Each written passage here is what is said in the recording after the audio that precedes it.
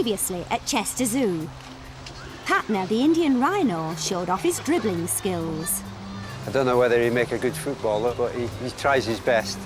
But headkeeper Charles believed that what the young male really wanted was a playmate. Today, a new Indian rhino arrives from a zoo in Switzerland. But after a grueling 2-day journey, the vets are keen to make sure she's come through the ordeal unscathed.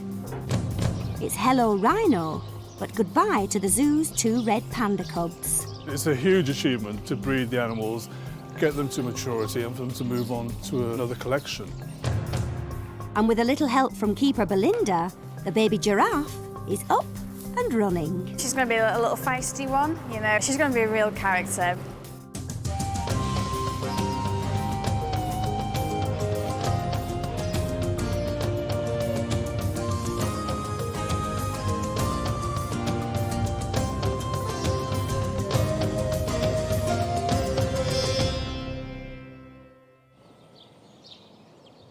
It's early morning at Chester Zoo's Giraffe House, and vet Steve Unwin has arrived in response to an urgent call from headkeeper Tim Rowlands.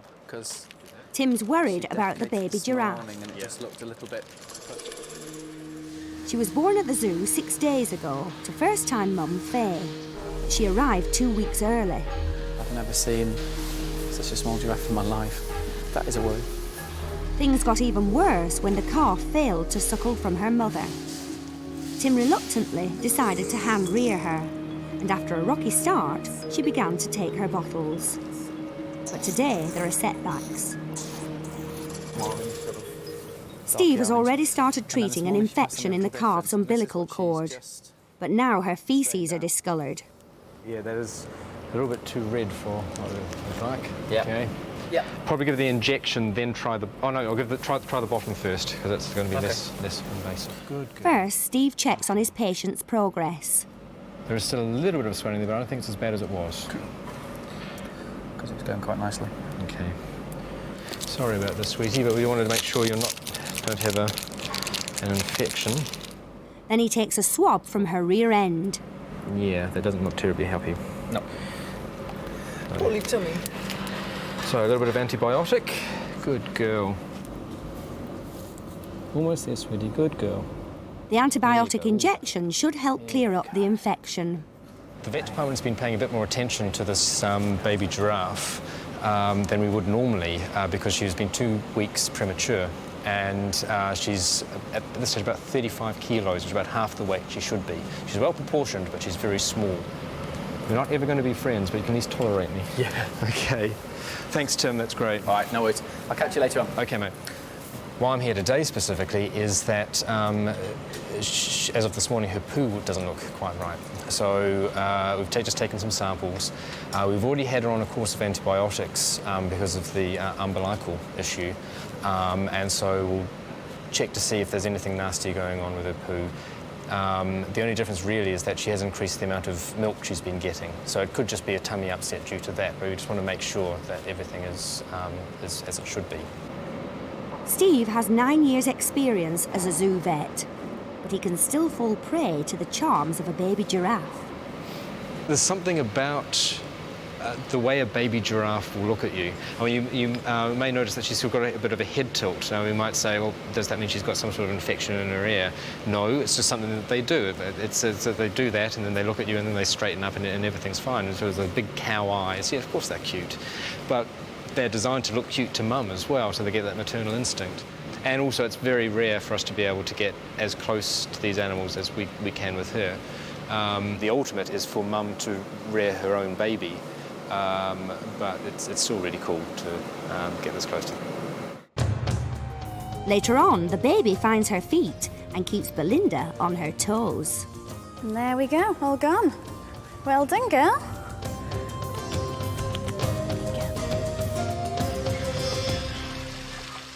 Over at Penguin Island, Chester Zoo's 45 penguins are tucking into lunch, delivered by keeper Claire Wraith.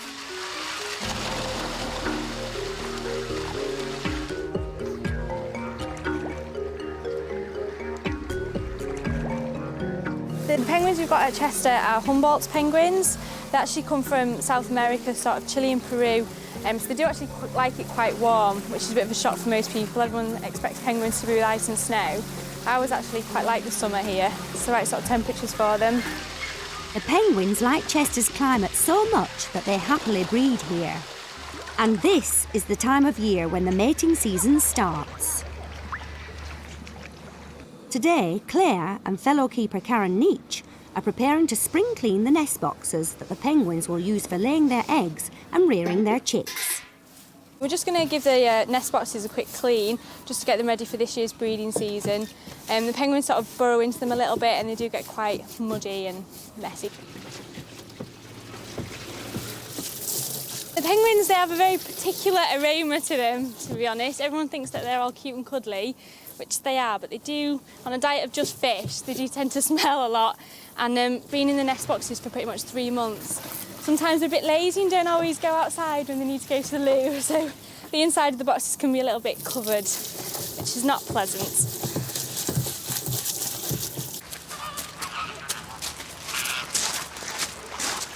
This is the main Penguin Island sort of breeding area where they'll come up, and they've got several boxes here spread out over the island. It's just to give the penguins quite a bit of choice as to where they want to actually breed, and also there's very little competition that way. If we provide more nesting sites than we're actually going to need, then the adult males tend not to fight amongst themselves.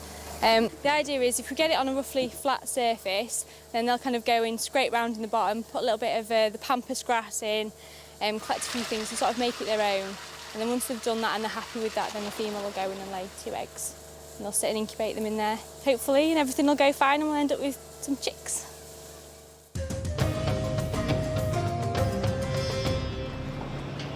On the other side of the zoo, head keeper Alan Woodward and his staff are preparing to say goodbye to red panda cubs Ming Ming and Doo Doo. The 2 brothers were born at Chester 8 months ago. At first, Alan left them alone in their den and monitored their progress on a closed-circuit TV screen. Then after 5 weeks, he and resident vet James Chatterton were able to get their hands on them. The cubs were examined and pronounced fit and healthy. That's fine. Okay. They grew up fast, and their playful nature was a big hit with the keepers. Here we go, just have to wait now. For weeks, keeper Laura Kelly placed a travel crate inside their enclosure to get them used to it. Laura hoped they would go into the crate when the time came to leave the zoo. As soon as one gets the confidence to go in the crate, the others seem to follow. Now, she and Alan are about to find out if the ploy has worked.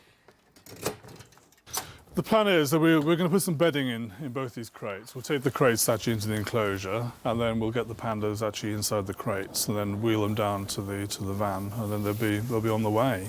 The cubs have to leave because soon their parents will start raising another family. If they stayed, their own father would attack them. Come on, Doo Doo. Come on, Ming Ming. Come on. Come on. But they seem reluctant to go. Usually you can tempt them to go anywhere for some grapes, but it's not working today. I think they realise what's going on. Right, I think I have to revert to plan 2. Otherwise I might be here all day, I think. I don't think it's going to work. We're going to need the nets as a backup. If you stand the boxes up like that, Laura, it's easy to put them in then. Using nets to catch the pandas is a last resort. But Alan will take great care not to hurt them. With Ming Ming safely loaded up, Alan turns to Doo Doo. Your turn now. Good boy. Come on. Good boy. Come on.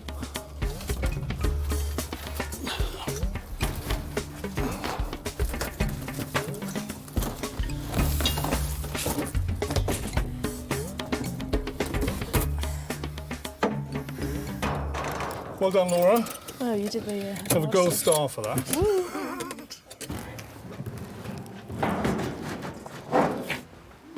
The pandas are bound for a new home in a wildlife park in Cumbria.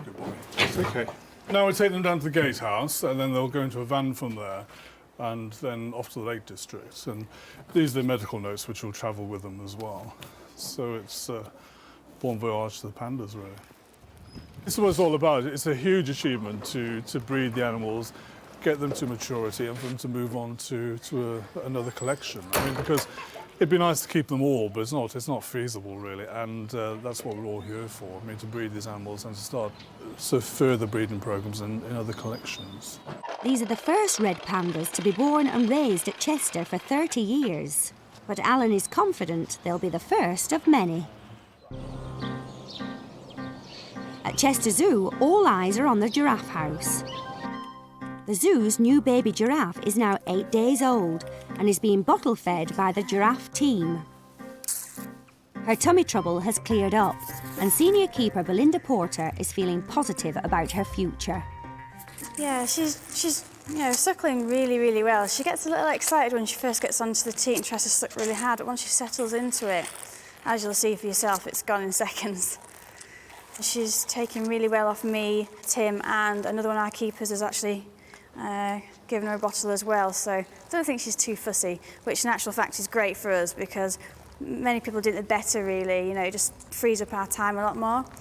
Sometimes it can be a bit more tricky, and they'll only take off one person for a while until they get used to that one person. But as again, she's not fussy, so it just makes our life easier. There you go. And there we go, all gone. Well done, girl. Belinda and the baby are both just over 5 feet tall, but one seems destined to outgrow the other. Good girl. It's really special to be, having such a close contact with a giraffe calf, and just to see her doing so well. That's the main thing. Just that relief to see that she's feeding well and just looking healthy. That's the biggest relief for us, really. What we've done initially, she was born in the back pen over here, but as now she's getting more confident, she's getting stronger, we want her to sort of start using her legs a little bit more and giving her that little bit more freedom. So we've given her this extra pen in this area down here, just so she can sort of wander up and down, stretch her legs, and as she builds up more strength, she's already getting quite excitable, having a little run around, and so yeah, she's really enjoying the extra space. As well as growing up physically, the calf's developing a strong personality. I knew she was going to run into that. She seems she's going to be a little feisty one. Within days she was kicking out her legs at us. At the moment it doesn't hurt, at all. But yeah, she's feisty and she'll run away and then run back to you. And yeah, no, she's going to be a real character. But that's great. It'll be good fun. In hand rearing, keepers run the risk of an animal identifying too much with humans. But not in this case. She knows she's a giraffe. She took the milk off me, but then left. She wants to be with the other giraffes, so she's watching what the other giraffes are doing. She's more interested in what they're doing than we are. So that's great. She knows what she is, so we're not going to have any problems as long as we just come in and feed and don't give her too much attention. Now we've got her feeding, we shouldn't have to give her much attention to get her suckling. So really, it should be just a matter of feeding. And then pretty much leaving, really, because, of course, we want her to be with the giraffes and behave like a giraffe and not get too imprinted on us. The calf is still tiny and she's not yet out of danger, but things are definitely looking up.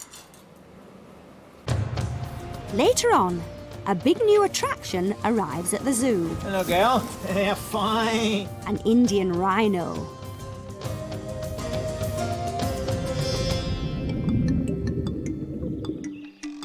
It's getting busy on Penguin Island. The birds have mated, and the first nesting area is now occupied. Keeper Claire Rafe has come to check that everything is okay. This is the first resident that we have in the nest site. It's actually a site that she chose last year. A lot of the penguins will return to the same site. I mean, she's found it. It's nice and dry in there. She's nice and snug. She gets the sun on her in the morning and the evening. So she's obviously picked out a perfect spot and she's sort of claimed it early on to get the best place. Initially, they'll sort of come in and out and come to the pool to feed. But now she's pretty much been in there for the last couple of days pretty solidly, not really venturing out to eat. So we're expecting her to sort of pop an egg out any day, really, to be honest. She'll lay two. There's usually one on day one and then a couple of days gap, and then she'll lay the second one. But yeah, any day now, so every morning we have to come down and gently lift her up and check underneath to see if she's got any eggs.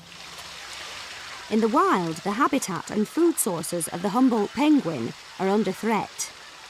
Every chick born in zoos is important. Yeah, so far at Chester we've done really well with the penguin breeding success.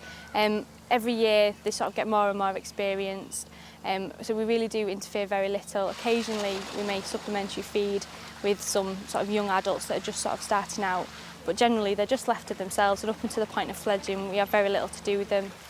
So hopefully again we'll have another 100% success rate. And the penguins themselves, as you can see, swimming around very happy, very healthy, so this should be another good year for the breeding. Nearby at Chimp Island, specialist keeper Neil Ormrod is taking a few minutes out of his busy day to see how the chimps are getting on with their latest playthings. Some banana leaves. In the tropical house we've got certain big plants, some of them are banana plants, and periodically from time to time they've got to come down. The gardeners usually take them down before they fall down, and rather than just throw them away, we let the primates have them. The chimps quite enjoy wrecking them and playing with them and eating them. And this time of year especially, a bit of fresh greenery is good for them. Nice bit of roughage. They enjoy eating it. They destroy the stalk, make a mess, play games with it and everything like that. So it's sort of recycling in a way rather than just throwing it away. We can utilise it for the animals. There's father in there eating some of the leaf. They are. Rhiannon on Auntie Cleo's back.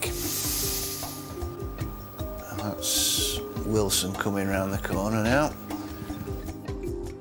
Chester Zoo is home to 30 chimps, aged from 2 to 40. Most of them I've known since they were born, you know, so it's like a sort of extended family in a way. So you're always trying to do the best for them, just like you would for your own family. And you can see when they're enjoying themselves, you know, so if you can do something that they can enjoy, all the better. Thanks to Neil's opportunism, all's well on Chimp Island.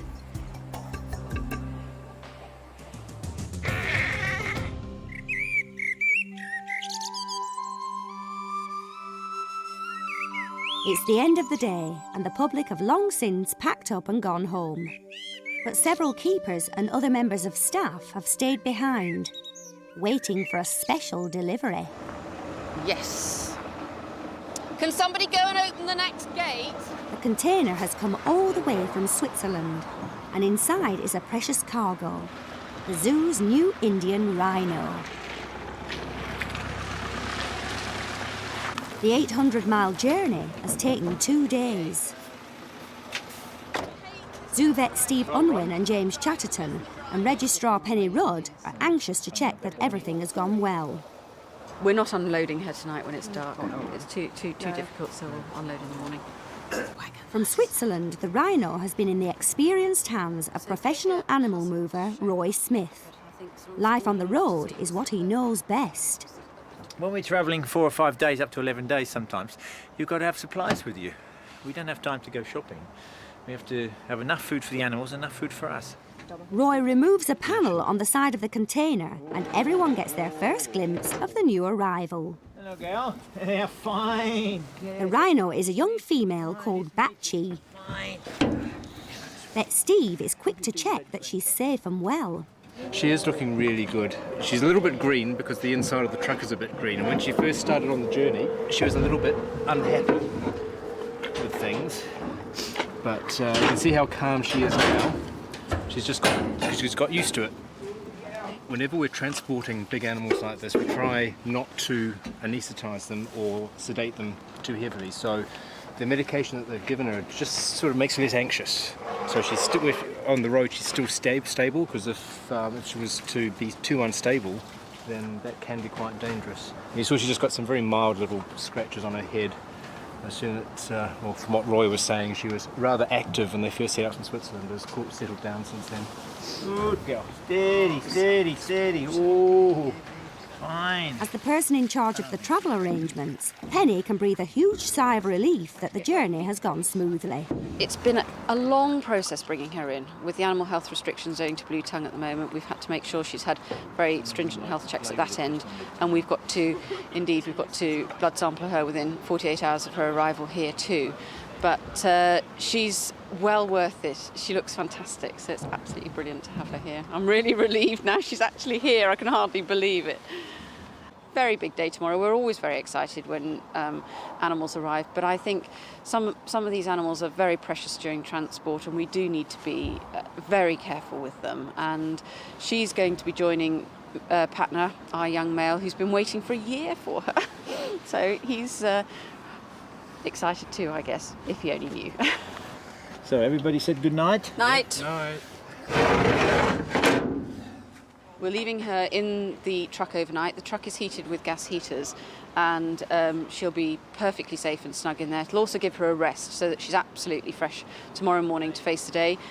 And she's going to sleep now. We've turned all the lights off, and we're all going to go and get a good night's sleep and be ready bright and breezy in the morning, first thing, to unload her. Tomorrow promises to be quite a day at Chester Zoo.